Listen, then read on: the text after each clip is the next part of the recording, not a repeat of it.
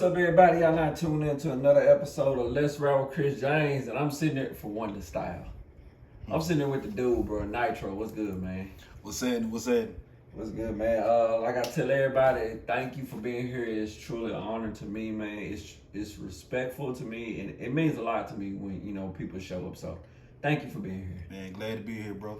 It's all love. So, last year we did season 1 of Let's Rap with Kris Jamez, and you came through. You did the podcast, and it was a really dope interview. And you also did the radio show in Macomb. Mm-hmm. So now I was like, I gotta have my dude back for season 2. So for the people who haven't heard the radio, haven't seen season 1, give them a little backstory into Knightro. Well, about the man called Knightro, it's pretty much like Batman in rap form, you know what I'm saying? Nah, well, all jokes aside, it's pretty much a blend of a lot of genres combined over the years, and me putting it into the hip hop form, I say that. Yeah. It's pretty much the whole formula, and everything that we grew up on and everything that we learned over the years is all blending into that character right there, that being, that spirit. Yeah, what I love about you is that your sound is like nobody else around here. Nobody else in this area. Like, every time I hear your music, I'm like, bro, that's Knightro. And that's what I love about you. That's what I respect about you, because you stay in your lane. You love to do things your way. You love to stay out of the way. You just keep focused and going toward the goal. So I respect that in you.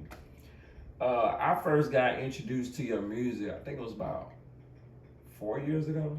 I want to say 4 years ago. And I saw you was posting your music, because like we was all posting heavy like years ago. Mm-hmm. I heard your music, and the first thing I thought was like UGK. I was like, man, dude, he sound like Pimp C, bro. And that's not a bad thing, because Pimp C is one of the dopest MCs in the game. Man, rest in peace to Pimp. Rest in peace, man. Who are some of them artists that like inspired you to keep doing it? Well, man, I go way back to I was a kid, you know what I'm saying?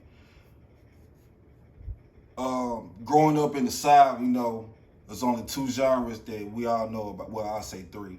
It's gospel, blues, and jazz. Yep. We grew up in that households with some gospel singers. There's been some blues singers here and there, And I didn't really get into, music is part of my life, I'd say, since I can remember. And I grew up listening to or seeing these artists on on TV, like Bobby Brown, New Edition, Michael Jackson, Prince, the Isleys. Man, there's so many. Even when I was 5 years old, when Criss came out, this was back in '92. Yeah, my mama bought me the tape because I was so into it, like talking about jump. Of course, I didn't rock my clothes backwards, but yeah. When how they came out, it was so rough and rugged. Yeah, they was trend setting when they first came out. You kind of showing your age too. You like you were 5. Well, you ain't that much older than me. 'Cause I was 2 in '92. But my first introduction to hip hop was Tony. Mm-hmm. Like Anniversary and If I Had No Loot or something like that, man. Mm-hmm. That was my song. Like, that was like one of the first tapes I got, and I was like, I used to play that tape every single day. I'm like, man, these dudes are dope. I like, this is hip hop, and I was like, man, dang, that's what I want to do. Mm-hmm. That's seriously what I want to do. And then you mentioned some of course, you got one of the GOATs on your shirt. Mm-hmm. I mean, the greatest entertainer of all time. Of course. I mean, we always had a conversation of like, people like, who's better, Prince or Michael? And I'm like, we have to put them in their own category. Mm-hmm. We're talking about the greatest artist, I say Prince. We're talking about the greatest entertainer, it's Michael. Mm-hmm. I haven't seen nobody, touch that stage like Michael. So as a kid, listening to the Kris, okay, was it at that moment you decided that's when I want to rap, or did it happen a little later? It happened a little later. Like I said, 92 was around that time. G-Funk started to pop off with Death Row Records. You know, with Dr. Dre, Snoop Dogg. They were doing their thing on the West Coast. How I got introduced to hip hop really was them and, of course, Face, Ghetto Boys, and then shortly after that was Bone Thugs and Harmony. Yeah. Which I say them one of the greatest groups, if not the greatest group of all time. Yeah. I know a lot of everybody seen the verses last week. Oh, yeah. Man, what's your take on it, man? Man, it was. I think it was, me personally, I feel like that was the wrong verses. Because they two different groups. Like Bone Thugs and Harmony they're gonna give you them dope vocals, them harmonies, they're gonna give you them songs that kinda hit you so hard in your heart. Whereas 3 6 Mafia finna tear the club up. Of course. And I felt like, okay, you do a versus in a club setting, of course, 3 6 Mafia is finna turn up. Mm-hmm. Not saying they both ain't dope group, they both are great groups. Like they both got multiple awards, Grammys. But I feel like it was the wrong group. That's your opinion? Yeah, that's how I feel. I feel like Bone Thugs shouldn't have went against 3 6 Mafia. Mm-hmm. Me personally, I feel like Bone Thugs made more sense.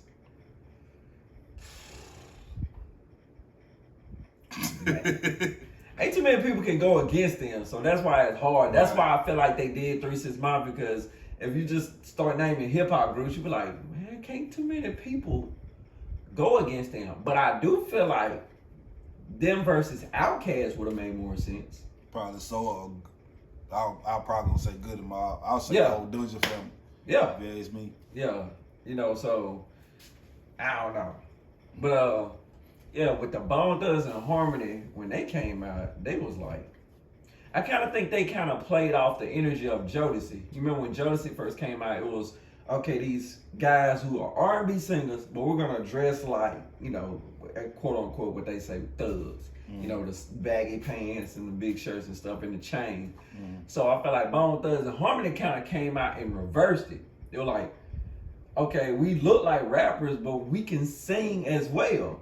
So it was kind of like a different feel. So when the Bone Thugs and Harmony came out, I think, well, I'm pretty sure everybody did like we always do. We always grab onto our favorite artists and we kind of like model our style after them. So am I correct with that? Did you kind of model your style after Bone Thugs and Harmony, or, you know, whoever you was really just hard on at the time? I did so many reinventions of myself over the years. Yeah. Which I took the formula of being them who they are, along with other artists, and I just say, you know what? They are responsible for me being an artist, true enough, but they also remind me that I can go my own route. I can be my own person. True that. And that's like we said during season 1. We talk about authenticity. Yeah. You know what I'm saying? And there's so many artists that we don't know as of yet because we haven't discovered them yet. But you sit down, I don't care if you got Spotify, I don't care if you got Apple Music or whatever, y'all can go ahead and find or search through any type of genre and see who's one of the dopest artists in the game that's unrecognized. Yeah. And you be like, man, bro, why this cat ain't getting no buzz? Exactly. You know what I'm saying?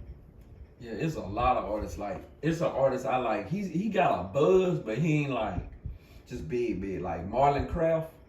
I love Marlon Craft. The dude is dope, bro. He in his own lane. He don't be trying to do no fancy stuff. He just strictly rap, and I love Marlon Craft. But yeah, man, just like you said, I hate that authenticity is kind of like, it's damn near taboo in hip hop today. It's like everybody want to sound like the hottest rappers. Everybody want to sound like NBA YoungBoy and stuff like that. No shot at them, but to me, that's rap. That's not hip hop. Mm-hmm. You know, I feel like artists like me and you, Mm-hmm. people always say we have a harder and a longer path, but we last longer. Mm-hmm. Cause that's one thing I've noticed by, like, per se, J. Cole. J. Cole is like one of the biggest stars of all time, but he's not caught up in the hype of it. You know, he's been seen multiple times riding his bike down his old neighborhood, going to the store. No security, nothing. He ain't got no 20 chains on, he ain't got no watches and all that, so he just a normal dude. Mm-hmm. And in today's hip hop, knowing how saturated it is with the quote unquote mama rappers, what really keeps you going? What wakes you up every morning and say, I can do this? You know, every day there's a story to tell, and every day you find inspiration, even in situations that you might not be in, or probably like your homeboy or cousin or sibling is going through, and you be like, man, you ought to write a story to this. Yeah. Now, go and put that in an art form, some sort, some way, somehow. You know, yeah, like when I was 14, man, it's 20 years. I'm like 20 years deep in the game, but I always wanted to be like, I want to be a cold lyricist at that, but then I started to switch up more over the years and say, you know what, it'd be best if I be a songwriter as well, not just an artist. And one of my inspirations I forgot to mention, undoubtedly, I say one of the greatest. Anybody can argue with me up or down, but I don't care. This is Babyface. Okay. Babyface is one, man, look, his credentials says it all. Who is gonna argue with that? That person should not be talking about music. Mm-hmm. If you argue with Babyface being one of the greatest songwriters of all time, I don't know what you've been watching these last couple of decades, but that dude is one of the greatest songwriters. Undoubtedly. It's taboo to talk about him, but R. Kelly is, by my opinion, is the greatest songwriter. Anytime you wrote for New Edition, Michael Jackson, Whitney Houston, almost every R&B singer that we Mariah, Brian McKnight, Usher, Chris Brown, Boys to Me, like Rihanna. Mm-hmm. Anytime you wrote for almost every R&B singer that we know, and each and every last one of them got a song that came from you, why are we not calling this man the greatest songwriter of all time? And what kills me is, you know, one of my goals is to make the Rock and Roll Hall of Fame with the songwriters, you know, to be immortalized with them. What kills me is he'll never get that because of all the stuff that's going on. But if we just put aside all that, which I want people to understand, I'm not saying that's cool. I ain't saying look over it. Mm-hmm. Judge him by his craft. What did he do? I know if you could put OJ in the Hall of Fame, Michael Jackson is in the Rock and Roll Hall of Fame, Elvis is in the Rock and Roll Hall of Fame, and we know what they known for. Mm-hmm. You can put this man in there too. What is your, because I asked somebody else about this, what is your take on this so-called cancel culture? It's like we're walking on eggshells. Like, what's your take on that? I say, you know, first and foremost, yes, we all as people should practice morals and standards, Okay. especially boundaries. We don't know what artists do behind closed doors. We don't know what Miss Mary across the street do behind closed doors. Now, I believe that it was set up due to the fact that yes, a lot of entertainers what have started to become, you know, so big right now, and there are some people that don't want to see them be bigger than who they really are. Yeah. That's just like Bill Cosby, for example. Man, I love me some Bill Cosby, man. Yeah. You know, I go with the all day, every day. You know, and when it came to Bill, man, I felt hurt, but then, you know, at the same time, you know, like, man, this Bill Cosby, how you gonna shut Bill down? You know what I'm saying? Yeah. Out of all people, he brought us Fat Albert, he brought us the Cosby Show, all that, Yeah. and then from you know the story as well as I do. Yeah. And that's how that came about. You know, and I say, man, it's some BS if you ask me. Yeah. But of course, yeah, standards, morals, and practices, and of course, you know, common sense would. It should be practiced in here in America, but it's really not.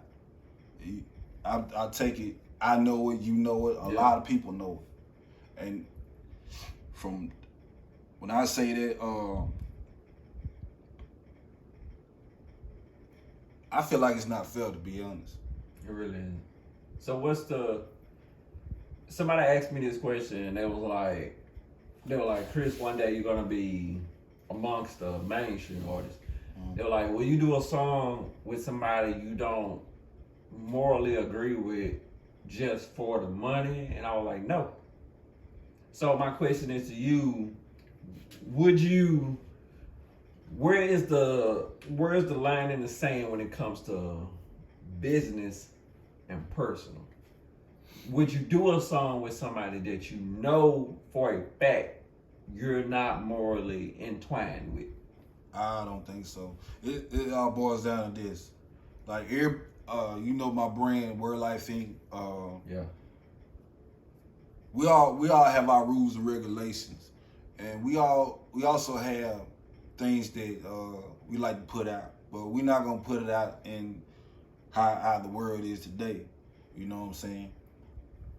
And I don't mind signing artists from different genres. Yeah. You know, I feel like, you know, that's something that as a independent label, you know, that's never been done before. Yeah. But to answer your question some more, if I say I'm not gonna sign a certain artist because of what he put out, I feel like it's not gonna be right for me to go out there and collaborate with a certain artist. I don't see eye to eye with, you know, like as far as morals and all that. And of course, we all God's people. Yeah. Dig what I'm saying? Nah, I say, man, I ain't gonna cuss no more on these records. I do that. I mean it, you know? Yeah. But at the same time, you got, man, we're gonna offer you $25 million. I'm good, dog. Yeah. You can find you somebody else. Or I say this, you can find you another dummy. Yeah. Cause I ain't it. Exactly. and that's what they don't understand about the industry. Like, a lot of the people in the industry are just, they like puppets.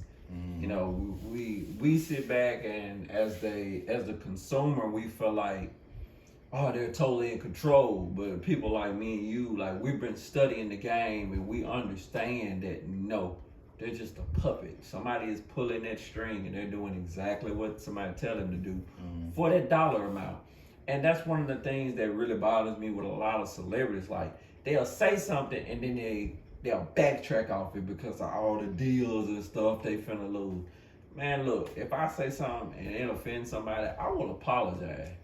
But you're not about to bully me into feeling like I have to act a certain way just to make this money. Like, you can take the damn check and shove it, because money don't control me like that. Right. And I feel like that's one of the biggest problems in the industry today. The money is controlling everything.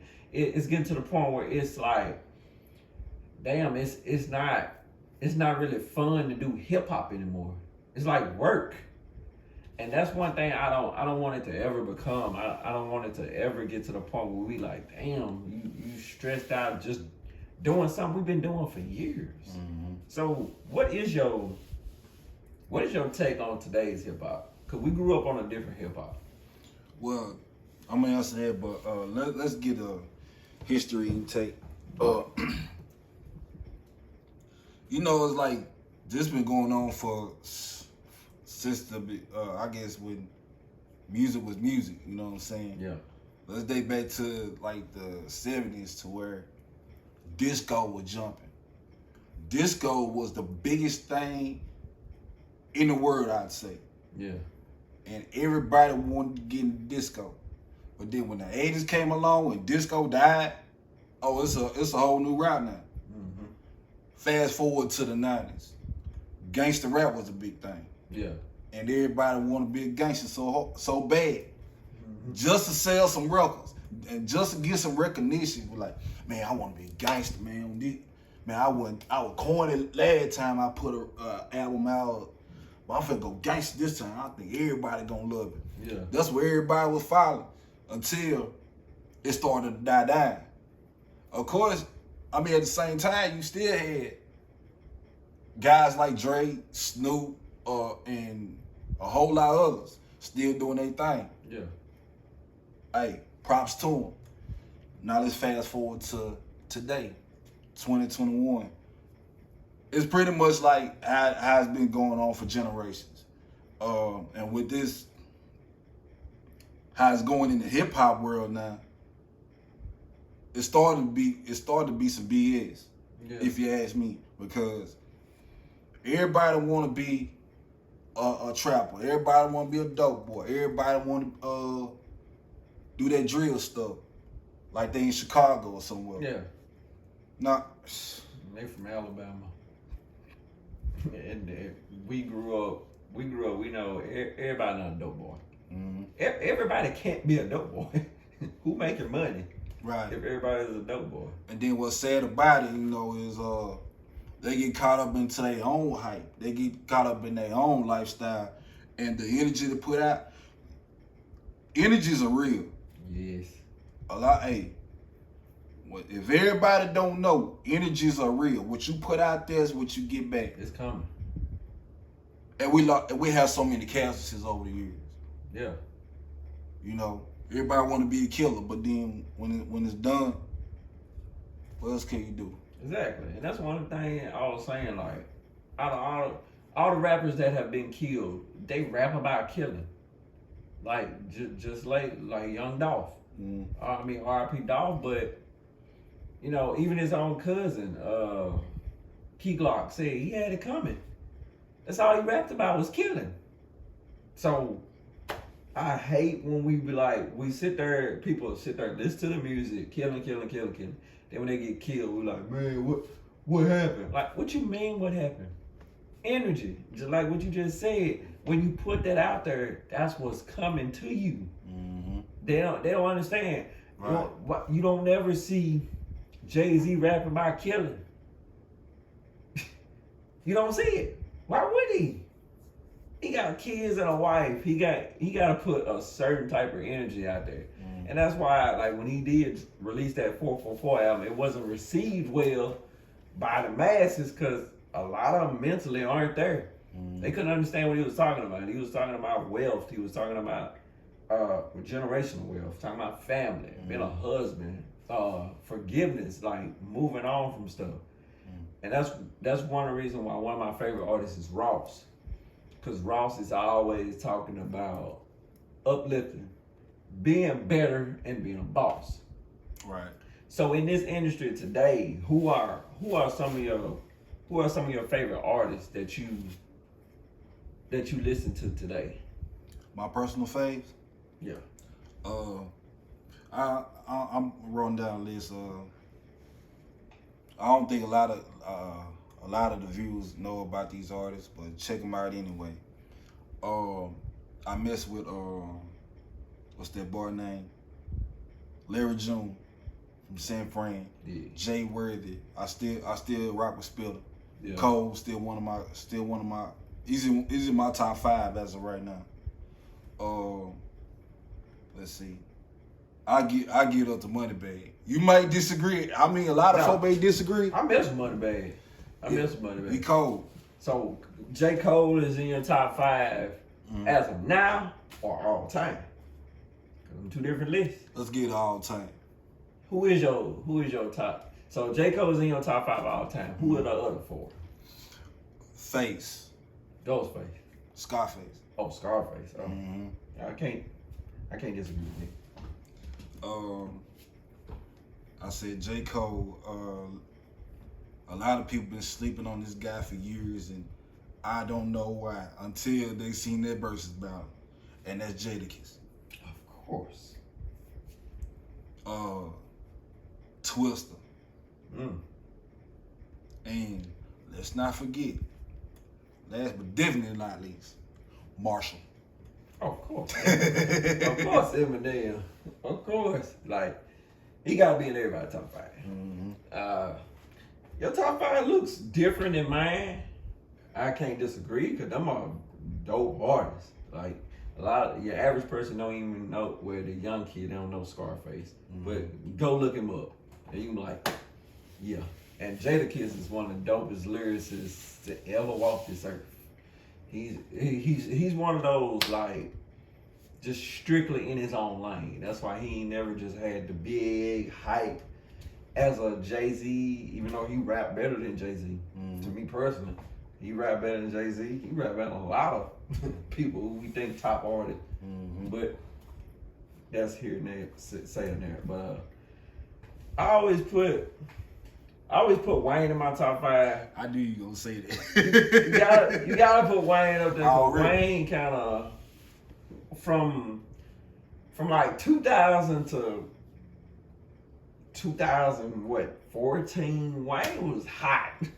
Definitely. I was talking about like on fire. Definitely. Like, he broke the record for most features in a year. He did like 189 features. That's ridiculous. People think that's not easy. That is not easy at all. We know as artists, it's kind of hard keeping up with your own music. Because we like working on this project and I'm working on this project. So he did 189 features in a year in the midst of dropping his own projects. So this man probably recorded a total of like 300 to 400 songs in a year. That's ridiculous. Man, Wayne, you know, he was nonstop. He was a monster. Wayne different. I had Ludacris in my top 5. Oh, man. I had him in my top 5, but I removed him for Drake. And this why. Drake came out in 2008. That's when he hit the scene. It is 2021. He ain't stopped yet. What I judge artists by is now, I don't judge you by your biggest moment. If we can go to your biggest moment, then that means you're not still moving. Right. We can't go to Drake's biggest moment because Drake is still moving. So that's why, Ludacris kind of panned out, got deep in the movies, and that's when he making his bread. Hey, do your thing. Go get that paper. That movie money is better than that music money. But Drake, like I said, 2008 to 9, he hit the ground running. He hasn't stopped. He's been consistent. He ain't giving us no trash music. It's been consistent, straightforward, and I can't do nothing but respect that. So my top 5 is kind of like 5 different dudes who did different things to hip hop. Drake kind of revolutionized that whole singing and ballad type of artist, and he dove into the pop world. Whereas in Wayne is just a plumb lunatic when it comes to the lyricism, and he dove into the rock world. So Wayne kind of did that. I put Jay-Z is 3 for me. Is Hov. I mean, everything he's done for hip hop, we just really can't disrespect that. I put Tupac at 4. I put Tupac at 4 because even though he only had a short span, that short span was very impactful. Even though, and I said this and people got pissed off at me, he don't really got a classic album. He got dope songs. Tupac ain't really got no classic album. Come on, man. You gonna shut all eyes on me out? That's a dope album, but when I listen to it, I'm like, for your album to be like classic, I'm talking about it gotta be like it gotta be a lot of songs. Actually, on I give it Me Against the World. Yeah, but if you go look at that album, it's like, we talking about hip hop fans. 4, maybe 5 songs that just, I'm talking like hitting. When Tupac drop a banger, he drop a banger now, but when I'm looking at your album, it gotta be more than 4 songs for to me, this is my personal opinion, it gotta be more than 4 songs for it to be a classic. I mean, you go look at the Carter 2, that's front to back. Front to back. Just turn it on, press play. The Blueprint. Them albums are like front to back, Watch the Throne with Kanye. You turn it on and let it roll. That's my classic album. For sure. And of course I put M at 1. Eminem that was my first CD I bought. Very first CD with that Slim Shady LP. Dude is dope, man. He's on another level, and his wordplay is ridiculous. Yeah, so like I was saying, Slim Shady LP. Yeah. Saying MP, LP. One of my first CDs that I bought. And man, when I bought that CD, I felt my first 2 CDs I bought was Slim Shady LP, and I bought that Word of Mouth by Ludacris. Oh man, I fell in love with both them dudes ever since then, because they were like, bruh, this is Eminem wordplay is, like I said, on another level. The way he gets in the pocket is like bruh. Like I was sitting there, like on his latest album, Music to Be Murdered By, that song Nat. And I was trying to rap the lyrics with it, but it's so hard. And I'm looking at the lyrics, and I still can't keep up with him, because I'm like, bro, his wordplay and how he just interchanges with the beat, it's ridiculous, man. But yeah, man, that would be my top 5. But I respect your top 5, because I feel like Jadakiss gets slept on a lot. Him and Scarface, they get slept on a lot. Another person that gets slept on is Fabulous. Yeah. For us just being an MC, it was Fabulous is dope. So let's kind of transition to the female hip hop artist, because I was having this conversation with a female artist, and I was like, I feel like they're selling more their appearance than their lyrics, because all we talk about is Meg and City Girls and Cardi B, but we don't want to talk about a Rhapsody, Days Loaf, Ari Lennox, who can rap circles around all 3 of them. Right. But we don't talk about them because they keep their clothes on. Right. So what's your take on that? Is it distasteful to you, or is it just, you let people, Well, as far as in the entertainment industry, we all know sex sells. Yeah, true that. And how they transition from hip hop, from movies to hip hop and stuff like that. You have to pay close attention to what's been going on. Yeah. I mean, you date back. All right, let's date back during the early '80s. Nope. When I forgot the name of that group who sang Roxanne, it's gonna hit me. But nobody knows about Roxanne Shante. Yeah. Roxanne Shante heard that and ran circles around them guys. Yep. It's then when MC Light busted on the scene, man, as much as you be like, man, bro, MC Light dope. She is dope. If not the dopest, I give her props. It's hard to call her, because Lauryn Hill, and people do not mention this woman's name, Queen Latifah, man. The Queen Latifah, bruh. I was listening to some of her music the other day, just like trying to get some sample ideas, but Queen Latifah is dope, bruh. Exactly. Like, we talking about lyricists, and like I said, fully clothed. That's what female artists did back then. Well, we fast forward to now, and they like, oh, half naked, and I'm like, I don't know, maybe it's the husband in me that's just tired of looking at naked women. I can't. Hey, I say that's the black man in me, a black man, not a N-word.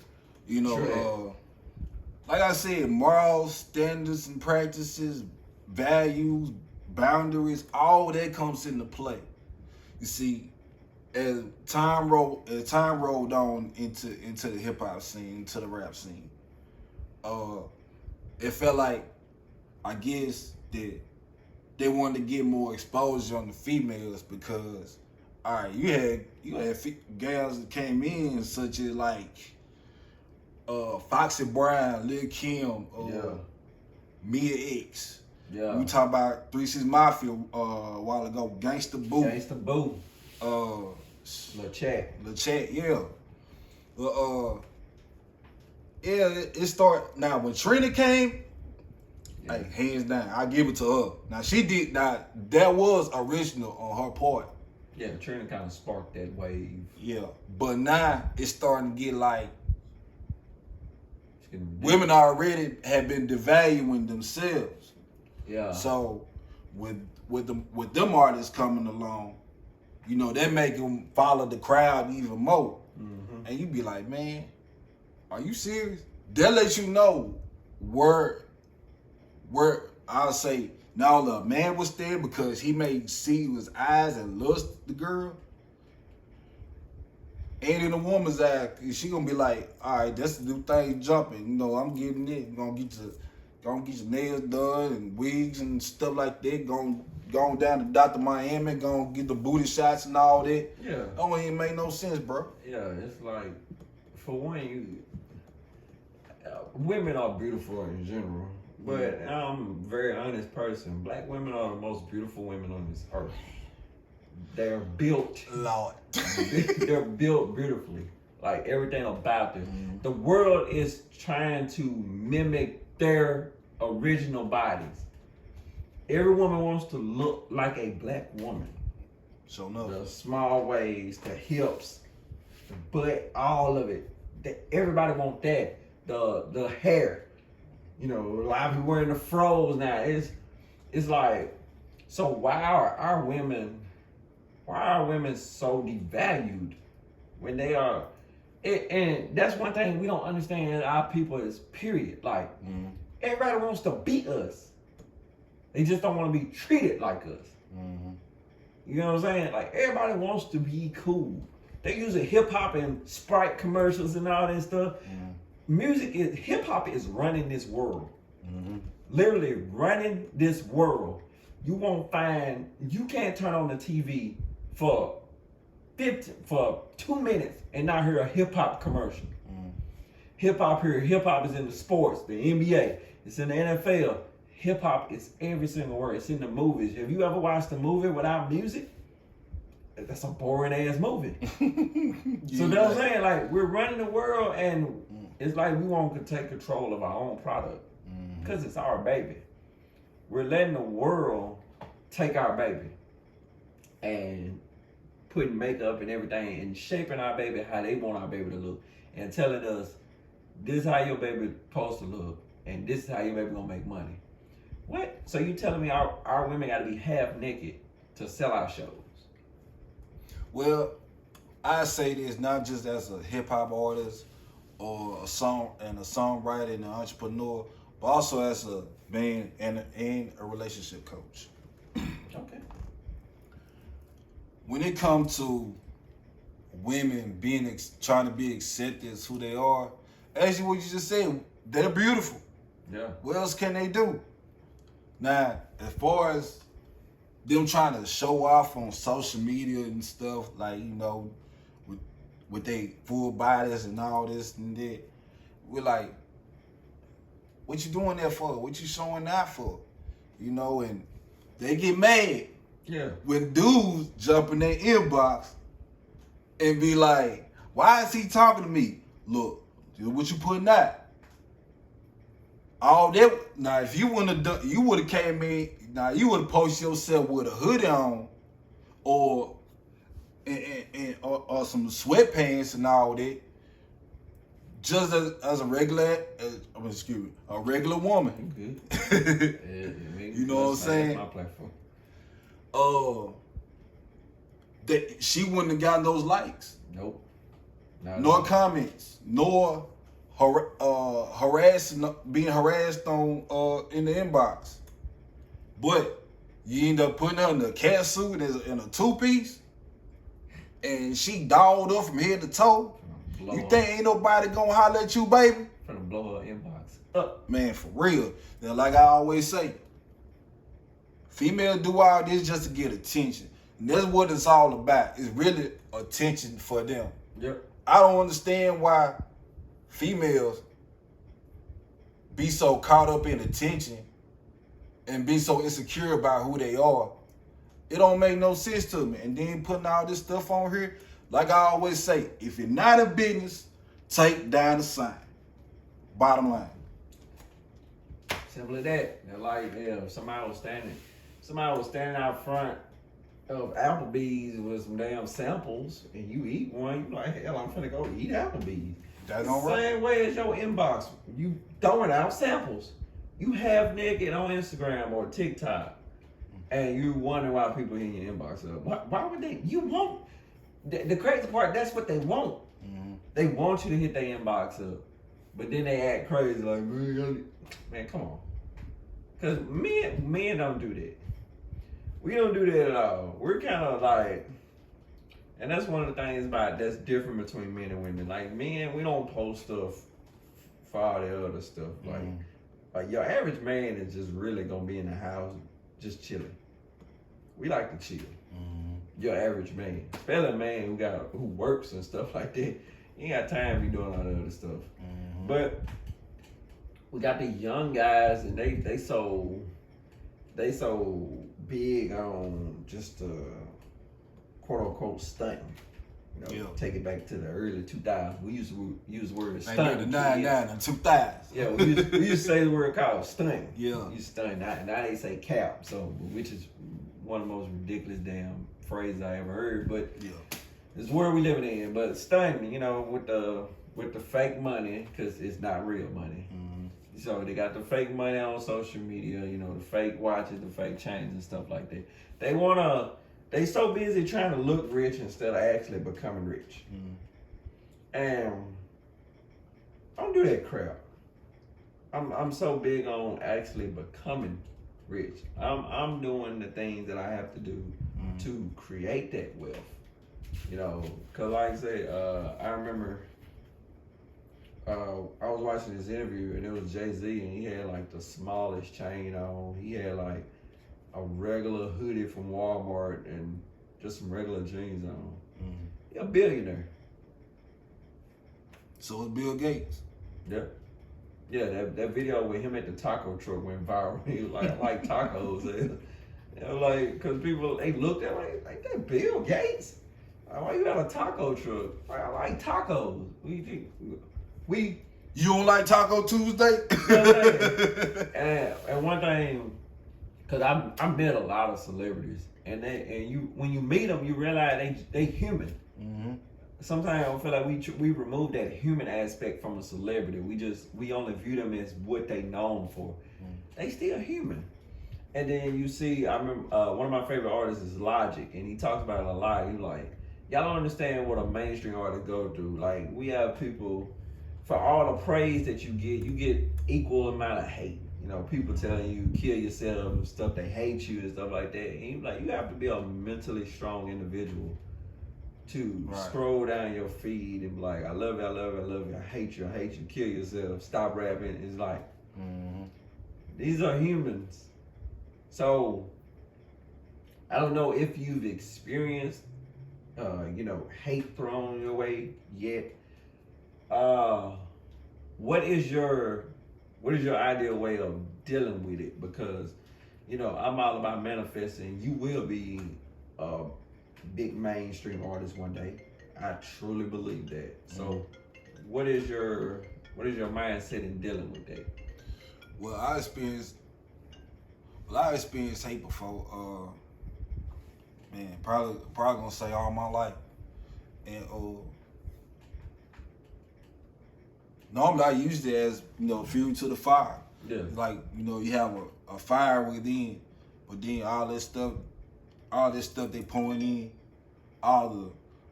even though we got love, it's still that hate that's gonna push you even further. Yeah. You know, that love push you far, but that hate and that hatred, it gonna push you even farther. It's gonna make that small flame into a fire. And it come from a fire into a whole inferno. Yeah. And I've dealt with it, you know, I've held it in the sandwich as a kid, and I felt like that wasn't a good idea. And it probably would have led me to self-sabotage and self-destruction years later. Yeah. So what I did was I went through it. You know, I man up and said, you know what, that don't even bother me. Cause get what? Like my mom used to always say, if they put their hands on you yet, and you be like, no. Well, it don't matter. Yeah. You know, anybody can say what they say, you know, but if there ain't no action behind it, it don't even matter. Yeah. So in the midst of, because you know we love to talk, we be honest on the show. So in the midst of growing up, you did have a span in your life where you know you were incarcerated. So to the people who don't know, you know, you can be as brief or as detailed as you want to. But for the people who do not know, tell a little bit about that story and how it actually, you know, helped you to get to be the man you are today. Well, I'll put it like this, bro. It started off with depression during my late teens. Yeah. A lot of people didn't know that when everybody used to see me outside, they used to see me with a smile on my face. Yeah. And I always liked to party. I always like to, you know, get into something, you know what I'm saying? And it was fun to me, but you know, when it came down to it, and you know, everybody wasn't up, I fell down and I had to latch on to drugs and alcohol to help me cope. Well, actually, not drugs, but you know, I was smoking weed a lot back in the day. Who all have it? You know what I'm saying? Everybody smoking. So, now I got tied up into some sucker-ish, you know what I'm saying? Yeah. I'll say I was both a suspect and a victim of sucker-ish. You know, I just put it, hey, I just be as honest as I can be. Yeah. You know, then over time I thought about it and said, you know, this wasn't nothing but the good Lord, you know, help waking me up and help me get back on track, because my idea of being a hip hop superstar or being a big rap artist from here in Mississippi has never died. It just, I allowed distractions to get in my way, whether it was girls, whether it was drinking, whether it was, you know, smoking weed with my homeboys or going to the clubs and all that. And when it was all said and done, when I was in that zone with 60 men by myself, I'm like, who's there for me now? You know, and you know, I thank the Lord for it. You know, it helped me get back on my feet. It helped me realize what's important, the task at hand, the mission. And the mission is to help push our younger generation to greater heights. Okay. You know what I'm saying? Because we've already been, you know, losing so many brothers and sisters over the years. And I myself have experienced so many, you know, and I'll say, you know what? Enough, playtime is over. Y'all can have the fun all you want to, but we about business over here, baby. Yeah. You know what I'm talking about? So that's what it is. Yeah, it's all about that business now. So let's get leading this up to the music. Mm-hmm. So we are on album number 3. Mm-hmm. Album number 3. Yeah. Okay. Speaking of volumes. That's right. Love that album. I ain't just saying I'm on it, but I do love that album. I do appreciate you, you know, allowing me the opportunity to. Anytime somebody want me to be on their album or a song and stuff, it's a blessing to me. Because I take it so serious. When you send me a song, I'm like on it. Like my wife will tell you, I'm on it like all day. Because I have so much respect for the person and so much appreciation that I have to give my full energy. Mm-hmm. So, album number 3, This gonna be a weird question. Which one is your favorite project? Well, to be honest with you, I don't even too much like looking at my old work. But I would say it's pretty my. I would say, even though it wasn't organized, I say wasn't organized like talking about it, because we was all starting off and all that. It was pretty much the collaboration album, the very beginning, entitled "Professions and Side Hustles." Okay. It has never been released, but it all had music with my the World Life INC brand, which is myself, co-founder, Thoroughbred, Scamp, KT the Boss Man, BIB, and then also collaborated with Mob Up Entertainment. That's my cousin them, Latrey, Red Boy when he was with the group, and it's been one of those ideas where like, man, gotta get this out here. Yeah. It's all brewed up in my head like, man, we got so much talent, bro. It ain't even funny. We gotta get this out here. Yeah. You know what I'm saying? Now I say that on the collective wise. Now, as far as on the independent circuit, like solo circuit, I can say speak with volume, because there right there has stories that a lot of people don't know about. You know what I'm saying? When it came to like No More a Slave, The Blood of Mississippi, Blessings, Stone Cold, My Own Drum. My Own Drum was like that vibe to where you gonna get a urge, you gonna get that crunk feeling inside you, and especially Won't You Tell Me. Won't You Tell Me was that. Yeah. Man, everybody still talk about it to this day. I'm grateful for it. You know what I'm saying? I'm thankful. What else I got on there? The single "Speak with Vibes." I think that got me in some trouble. I ain't gonna speak on it, but you know what I'm saying? Yeah. Hey, dope project. It was a dope project. So, what are we working on now? Well, I don't know about the full details on it, because right now it's gonna be another family thing. You know what I'm saying? Now, true enough, I'm gonna have my project. Everybody else may have their projects in line, but we all working on this. We're making this a saga, as a matter of fact. When it comes to albums and all that, it's like a era or a saga or something like that. Yeah. So we doing a follow-up of Professions and Side Hustles, which I could say, what the idea can be also that we also collaborate with other artists too. Okay. It could be you, 2K Toby. 2K's my cousin as well. It could be artists from elsewhere here in Mississippi or outside, or here in the United States, or all over the globe. It don't matter. But one thing is certain, we have the idea of pushing these projects, singles, even farther than they normally should be. Okay. That's what we looking at. That's our aim. We trying to get in there. We already in there. Yeah. But, we trying to go farther. Exactly. You dig what I'm saying? Oh, you already know. Just see me the track. I'm always down to work, bro. For sure. Hey, man.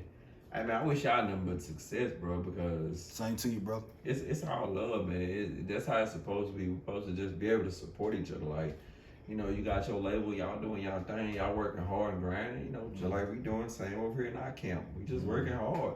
And it ain't no competition. It's, bro, we all gonna eat. That's right. Money is paper. I say it all the time. There's a factory right now and they're making money. So everybody can eat, bro.